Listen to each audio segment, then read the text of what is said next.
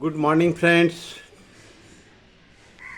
आज मैं आपको बताने जा रहा हूँ कि छत में दरारें क्यों आती है, क्रैक्स क्यों होता है, उसके रीज़न क्या है। क्रैक होने वाली यानी पतली सी लाइनें लाइनें कर कर के जो है सो उसमें दरारें आती हैं। बहुत सारी बातें कंप्लेंट्स में आती है, तो उसका रीज़न क्या होता है। सबसे पहले मैं बता दूं कि छत में यदि आप अधिक सरिया लगाएंगे तो ये प्रॉब्लम आ जाएगी। छत में प्रॉपर तरीके से सरिया नहीं बांधेंगे तो प्रॉब्लम आ जाएगी। छत में कास्टिंग के दरमियान इस सारी चीज़ों को आप नोट करते रहें। प्रॉपर पानी ना देने से मॉइस्चर ज़्यादा हो और मिक्सिंग जो है कंक्रीट की अच्छी नहीं होगी तो हो जाएगा। कंक्रीट के मसाले में पानी आप ज़्यादा डाल देंगे तब आ जाएगी, कम डालेंगे तब आएगी। तो आप एक एक चीज पहलू को ध्यान से सुने और समझे। क्रैक्स आपके छत में फिर कभी नहीं आएगी। आपको याद रखना है कि वाइब्रेशन ज़्यादा होगा तो सेटरिंग बैठ जाएगी, फेलियर होगी, धंसेगी, तब क्रैक्स आएंगे। इलेक्ट्रिक वर्क वाली टीम जब आपकी काम करते रहेगी वो बीम में डाई मार देगा, छत में अनावश्यक कहीं कहीं क्रैक्स डाल देंगे, अनावश्यक इलेक्ट्रिक की वायरिंग हो जाएगी तो क्रैक्स आएंगे। और क्योरिंग तो बहुत इम्पॉर्टेंट है। जो नमी को कंटेंट बना रहना है उसको लेट ना करेंगे, उसमें अच्छे तरीके से नहीं करेंगे, 2-3 दिन छोड़ देते हैं या फिर पानी प्रॉपर तरीके से स्लैब के ऊपर नहीं लगाते हैं तो ये सारी परेशानियां आपको आनी है। या याद रखिए, सेटरिंग को जल्दी हटाना ये भी क्रैक्स आने की पूरी प्रोबेबिलिटी है। और इम्पॉर्टेंट चीज़ क्या है कि आइडियल कंडीशंस जो है छत के कास्टिंग के लिए वो क्या है, नोट कर लीजिए। 28 डिग्री से 34-35 डिग्री तक, लेकिन हम लोग कास्टिंग करते हैं 40 डिग्री में। नमी, गर्म हवा तेज़ चलती रहती है और फिर रात में ठंडी होती है। और एक लेयर जब कास्टिंग करते हैं दूसरे लेयर पे जब कास्टिंग करते हैं तो ये प्रॉब्लम आएगी। तो एक बार फिर हम रिपीट कर देना चाह रहे हैं कि आपको स्टील ज़्यादा छत में नहीं लगानी है।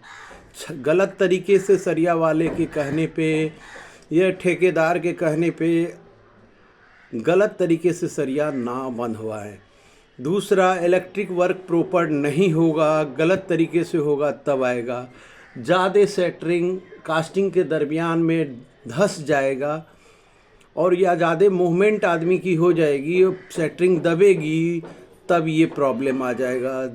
टेम्परेचर में जो उतार चढ़ाव रहेगा, दिन में 40 डिग्री, शाम में 20 डिग्री, तो इसमें क्या होता है, छत फैलती और सुखड़ती है, मसाले जो कंक्रीट की होती है।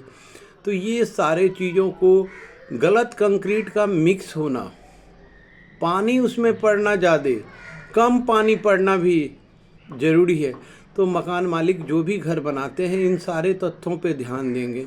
सेटरिंग में वाइब्रेशन की ज़्यादा चला देंगे तो भी सेटरिंग बैठेगा। और एक चीज़ जो एक्सपीरियंस के आधार पे मैंने नोट किया है, बहुत सारे मकान मालिक और ठेकेदारों को बड़ी जल्दी होती है।